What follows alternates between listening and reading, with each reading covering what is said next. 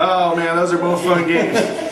Now I also do a lot of stuff with. I had some dice. I didn't drop. I was looking for my dice earlier. I couldn't find them anywhere. Oh, I got them right here, honey. Oh, let me just get a hold. Thank you very much. Where would you keep those? Oh, they're nice and warm.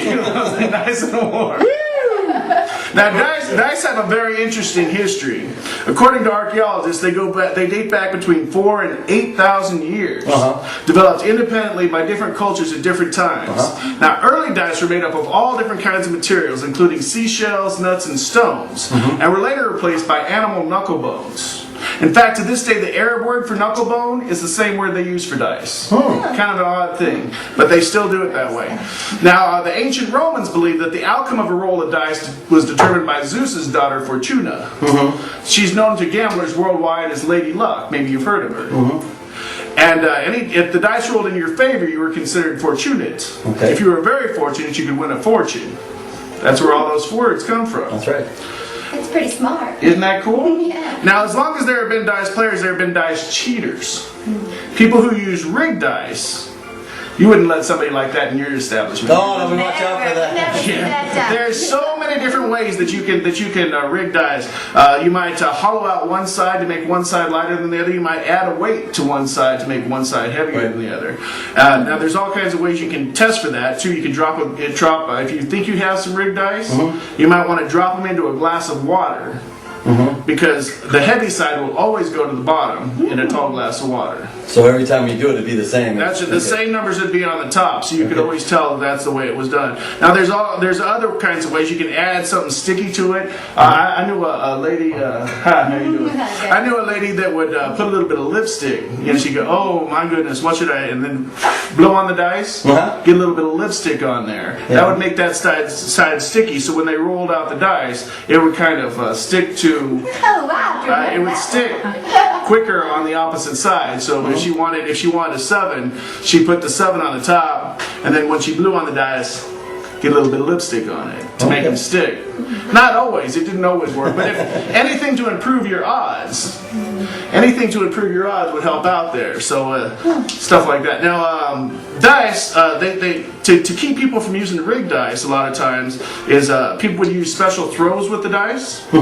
So they started using a thing called a dice cup. You've seen dice cups. Well, with dice cups, even with the dice cup, you can get a little bit of control with it. You can control the dice still, even with the dice cup. So they came up with a thing called a dice horn. You ever seen one of these, Ike? Let me see. Well, that is a leather dice horn. That's a really, really old one. And dice horns like that are very popular, but a lot of times, if a guy can't afford to have a good dice horn like that one, he might get one made out of tin. The tin ones are much cheaper. This is where the expression tin horn comes from a dice horn. A guy who has a lot of show to put on, but can't afford good quality products to do his gambling with, would use a cheap tin horn.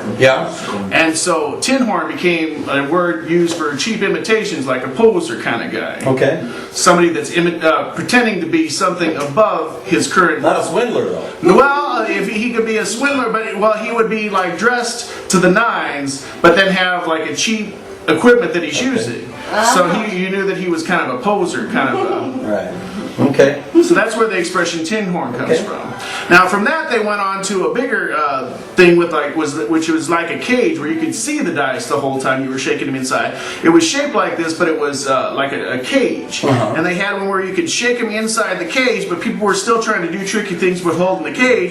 So they put it on a rack and they made a chuck-a-luck cage. Oh. You have a chuck-a-luck? You know what? I do. Is it just kind of like this one? That's exactly what I'm talking about, right? They roll the 3 dice inside the cage like that, and it makes it very difficult to cheat because you can't put your hands on the dice.